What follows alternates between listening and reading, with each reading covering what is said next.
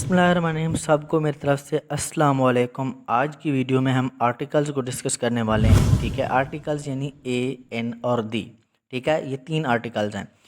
इन तीनों आर्टिकल्स को हम दो टाइप्स में डिवाइड करते हैं। एक होते हैं इंडेफिनेट आर्टिकल, दूसरे होते हैं डेफिनेट आर्टिकल। इंडेफिनेट आर्टिकल दो हैं, ए और एन, जबकि डेफिनेट आर्टिकल एक है, वो है दी। ठीक है, अब हम इनको बारी बारी डिस्कस करते हैं कि इंडेफिनेट आर्टिकल, जैसे नाम से जा रहा है ना, इंडेफिनेट आर्टिकल। इंडेफिनेट आर्टिकल्स हमेशा इंडेफिनेट चीज़ों के साथ इस्तेमाल होगा। ठीक है, गैर वाज़े, मतलब कि मखसूस नहीं होंगी वो, किसी के साथ भी हम ए या एन लगा देंगे। ठीक है, उसकी रिस्ट्रिक्शन आगे वो हम आगे डिस्कस करते हैं। लेकिन हम किसी भी इंडेफिनेट यानी जो मखसूस नहीं होगी, स्पेसिफिक नहीं होगी, हम उसके साथ ए या एन लगा देंगे।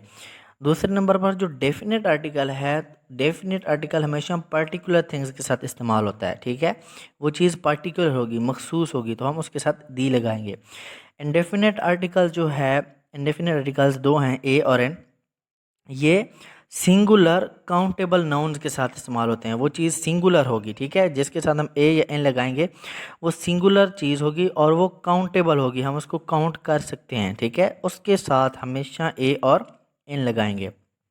जबकि दूसरे नंबर पर जो डेफिनेट आर्टिकल है, दी डेफिनेट आर्टिकल, इसको सिंगुलर काउंटेबल नाउन के साथ भी इस्तेमाल कर सकते हैं, इसको प्लूरल काउंटेबल नाउन के साथ भी इस्तेमाल कर सकते हैं। तीसरे नंबर पर इसको अनकाउंटेबल नाउन्स के साथ भी इस्तेमाल कर सकते हैं। जैसे द बुक भी कह सकते हैं हम, द बुक्स भी कह सकते हैं। ठीक है, इस तरह द मिल्क भी कह सकते हैं, इस तरह। ठीक है, तो ये है डेफिनेट और इनडेफिनेट आर्टिकल्स का यूज़। अब हम इसको मज़ीद डिटेल में पढ़ते हैं कि ए और एन का यूज़ कहाँ पे होता है। ठीक है, ए और एन का जो यूज़ है, इन दो वर्ड्स का, ए और एन, इन दो वर्ड्स का यूज़ हम इनकी साउंड्स की बेस पे इनको डिफ्रेंशिएट करते हैं, इन दोनों का फ़र्क करते हैं इनकी साउंड्स की बेस पे। नंबर वन, अगर कोई वर्ड, यूज़ ऑफ ए हम पहले डिस्कस करते हैं। यूज़ ऑफ ए कहाँ पे यूज़ करेंगे हम? अगर जो ए से अगला वर्ड है, अगर वो कॉन्सोनेंट साउंड से शुरू हो रहा है, कॉन्सोनेंट वर्ड्स नहीं, कॉन्सोनेंट साउंड से। कॉन्सोनेंट साउंड कौन सी हैं?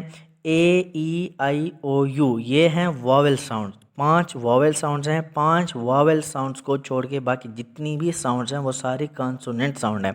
जैसे बी, सी, डी, एफ, ई नहीं, एफ, जी, एच, जे, के, एल, ये सारे कॉन्सोनेंट साउंड हैं। अगर इन साउंड्स के साथ कोई वर्ड शुरू हो रहा है तो हम उसके साथ लगाएंगे ए।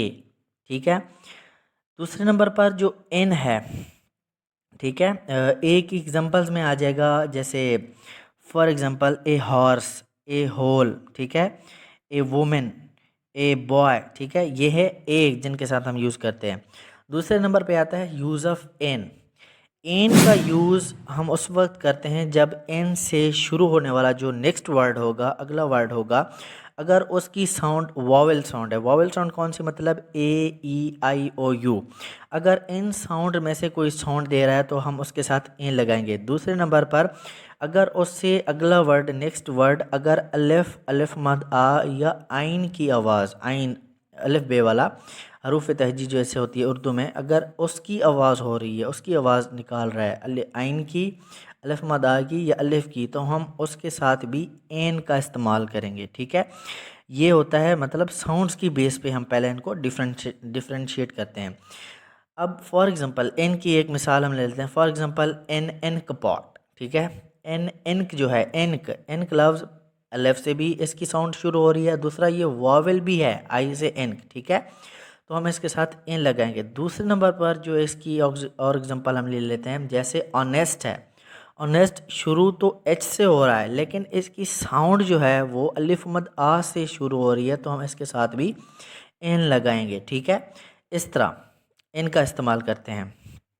दूसरे नंबर पर हम आ जाते हैं use of the definite article. वो हमारे पास एक है, वो है दी। ठीक है, इसका नंबर 1 यूज़ है कि हम इसको उस चीज़ के साथ यूज़ करते हैं अगर वो मखसूस चीज़ है, मखसूस शख्स है, तो हम उसके साथ इसको इस्तेमाल करते हैं, नंबर 1। नंबर 2, दा का इस्तेमाल हम उस चीज़ के लिए भी करते हैं जिसको हम जानते होते हैं, ठीक है। पहले हम उसका जिक्र हुआ होता है, जिसको हम पहले डिस्कस कर चुके होते हैं, उसकी बात चल रही होती है, उसके साथ भी हम दी लगाते हैं। फॉर एग्ज़ाम्पल ले लेते हैं। For example the girl cried, लड़की चिल्लाई। यहाँ पे गर्ल के साथ दी इसलिए इस्तेमाल हुआ है ताकि या तो हम उस लड़की को जानते हैं या हम उस लड़की को पहले डिस्कस कर चुके हैं, तो इस वजह से हम इसको दा का यूज़ करेंगे। नंबर 2, दी का इस्तेमाल एज ए सिंगुलर नाउन के साथ भी होता है। As a singular noun, as a singular noun मतलब एक सिंगुलर नाउन जो होल क्लास को, एक पूरी फैमिली को, पूरे मजमे को रिप्रेजेंट कर रहा होता है। एज ए सिंगुलर नाउन उसके साथ भी हम दी लगाते हैं। फॉर एग्जांपल द कॉ एज ए यूज़फुल एनिमल। गाय जो है एक मुफीद जानवर है। तो यहाँ पे हम एक गाय का जिक्र नहीं कर रहे, यानी सारी गाय जो हैं, सारी गायें वो सारी मुफीद होती हैं। तो हम एज ए सिंगुलर नाउन जो है उसके साथ भी हम दी लगा रहे हैं। For example the cow is a useful animal. Number 2 example ले लेते हैं। The rose is a sweetest of all the flower. The rose is the sweetest of all flower. The rose is the sweetest of all flower. यहाँ पे जो रोज़ है ये तमाम flowers को रिप्रेजेंट कर रहा है, ठीक है। तमाम फ्लावर्स में से ये मीठा फूल है, खूबसूरत फूल है। The rose is the sweetest of all flowers, ठीक है। नंबर 3 पे कुछ प्रॉपर नाउन के साथ भी हम इसको यूज़ करते हैं, इसको डेफिनेट आर्टिकल को, दी को। फॉर एग्जांपल ओशंस मतलब एंड सी, समंदर और बहर जो होते हैं इनके नामों से the Pacific Ocean, the Black Sea. उसके बाद दरियाओं के नामों के साथ रिवर्स जैसे होता है the Chenab, the Indus river. उसके बाद नहरों के नामों से के साथ द केनाल्स। रेगिस्तानों के नामों के साथ द सहारा, द थल डेजर्ट। उसके बाद ग्रुप्स ऑफ आइलैंड जैसे वेस्ट आइलैंड्स। उसके बाद पहाड़ों के नामों के साथ भी हम इसको दा को यूज़ करते हैं। उसके बाद हम जो अलहामी किताबें होती हैं, अलहामी किताबें, ठीक है, मखसूस किताबें, उन किताबों के नाम के साथ भी हम ऐसे यूज़ करते हैं। For example the Bible, the Holi Quran, ठीक है। इन नामों के साथ भी हम दा लगाते हैं, ठीक है।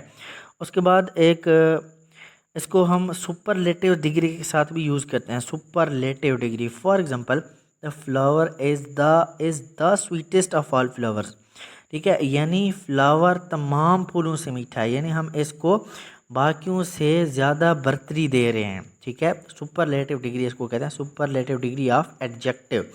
उसके साथ भी हम दी लगाते हैं, ठीक है। उसके बाद इसको म्यूज़िकल इंस्ट्रूमेंट के साथ भी हम दी का यूज़ करते हैं। For example he can play the flute, कहते हैं बांसुरी को, ठीक है। इन म्यूज़िकल इंस्ट्रूमेंट के साथ भी हम इसको दा का वर्ड यूज़ करते हैं, ठीक है। उसके बाद दा जो है अगर हम चीज़ों को कंपेयर कर रहे हैं, ठीक है, तो एज एन एडवर्ब ये यूज़ होता है। For example the more the merrier. उसके बाद the more they get the more they want. The more they get the more they want, यानी हम दो चीज़ों को कंपेयर कर रहे हैं, तो एज एन एडवर्ब जो हम यूज़ कर रहे हैं वो है दी, ठीक है। ये था यूज़ ऑफ दी, कि दी को हम कहाँ कहाँ पे यूज़ कर सकते हैं। ये था हमारा आज का लेक्चर। मुझे उम्मीद है कि इस वीडियो का लेक्चर जो है आपको समझ आ गया होगा। मेरी तमाम लोगों से रिक्वेस्ट है कि मेरे चैनल को सब्सक्राइब करें, लाइक्स करें, कमेंट्स करें। किसी भी किस्म का इशू है तो आप कमेंट सेक्शन में पूछ सकते हैं। Thank you so much.